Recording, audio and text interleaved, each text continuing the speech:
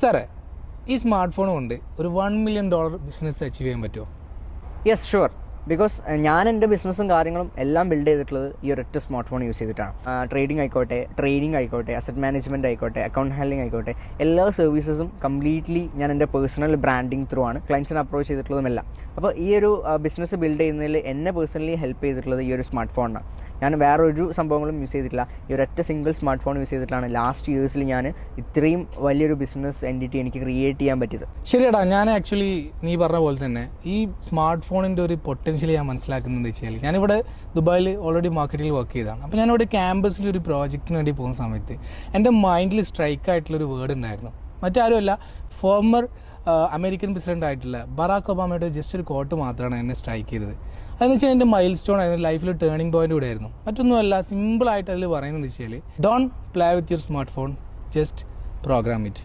ഈ ഒരു word actually എന്നെ ഒരുപാട് ഇൻസ്പയർ ചെയ്തിട്ടുള്ളൊരു വേർഡാണ്.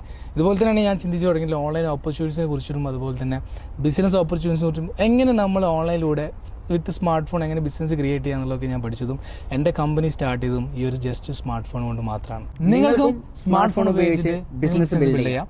Do follow now for more details. Thank you. See you again.